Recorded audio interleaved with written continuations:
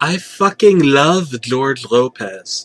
The Hispanic-American comedian could put a smile in my heart, and a special something in my... Shut the fuck up.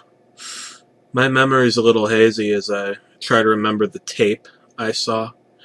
I was eating some gardening shears covered in sticky molasses earlier, and my third suicide attempt this week. Needless to say, I failed, as I fail at everything. Let's fail together at life. I always told myself not to watch horror shows in the dark, but this was George Lopez, a Hispanic man with his wife, who I am, for the sake of this creepy story, going to refer to as Consuela, because I can't remember her name.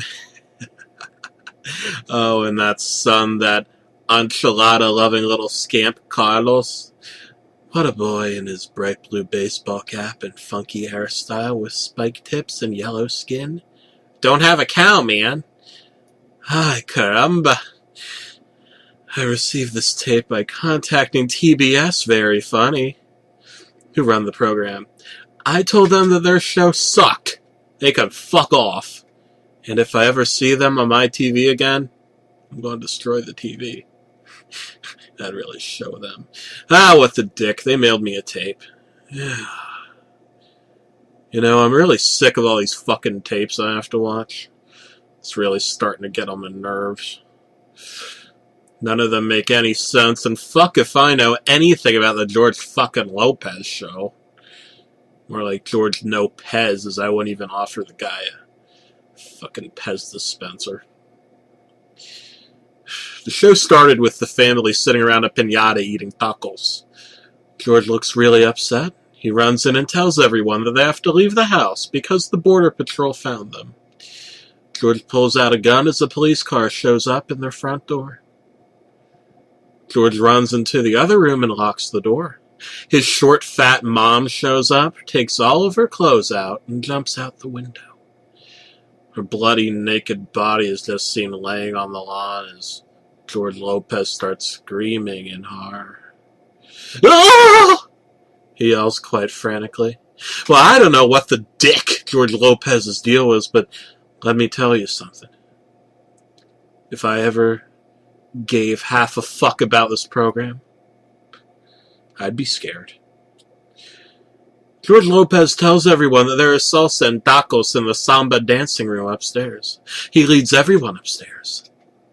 You just hear screaming as he is clearly murdering them. One of them even yells, "You are murdering me!"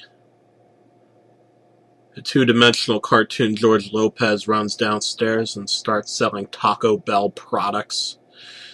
He bites into a Dorito-flavored taco as 99 cents flashes in the corner. Very strange promotional idea, but it is the Halloween season. Though I don't know why anyone would want to correlate Taco Bell with murdering Spanish immigrants.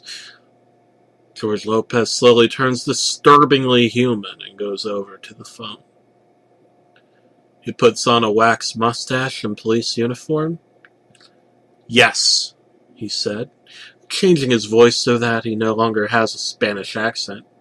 "I have them," he said sternly. He removes a tiny Taco Bell pin from his shirt. "I have to warn you, the next part's going to fuck you up like getting punched in the balls by a donkey." George Lopez starts jacking off in the corner. It doesn't even make sense. What does this have to do with anything? He starts jacking and jacking it, screaming, and starts smearing pudding all over the walls. "Ah!" he screams again. Evidently, the room was full of leprechauns. The police show up at this very moment, see George Lopez, and leave. They come back 5 minutes later and hit him with a taser that seriously debilitates him. He falls down coughing and wheezing as they handcuff the insane man and put him in the back of their police car. The tape cuts off here. I was very scared, now more scared than I'd ever been at the George Lopez program. George Lopez sneers at the camera as they carry him off, and his eyes become slivered like tacos. He starts to scream. Balls and dicks in my ass! I just wanted some taco fucking bell! Just give me some taco fucking bell! I'm missing for the bell I crave!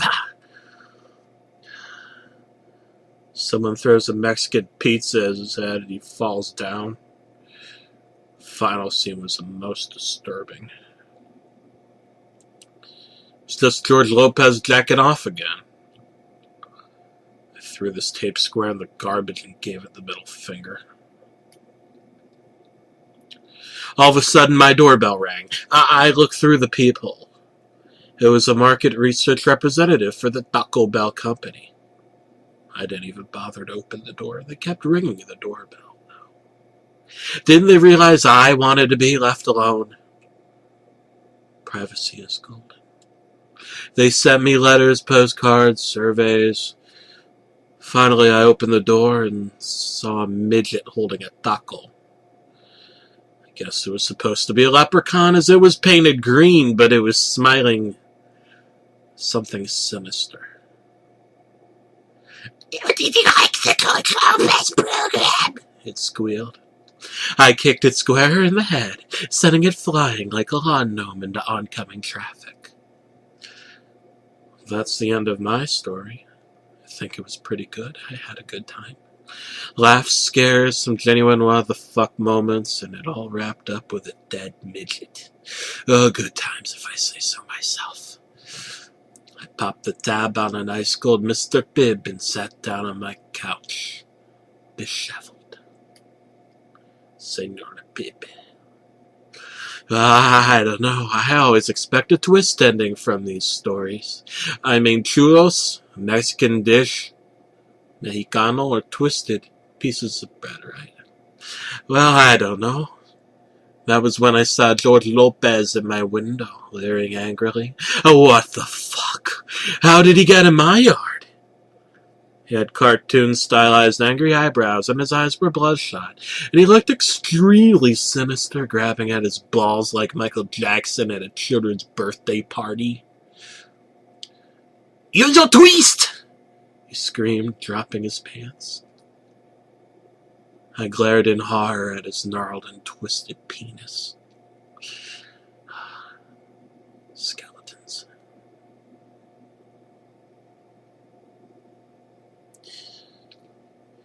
It seems today that all you see is human skin in movies and flesh on TV. But where are those good old-fashioned skeletons on which I used to rely? Lucky there's a skeleton guy. Lucky there are bones who disobey the rules of science and make me cry. He's a skeleton guy.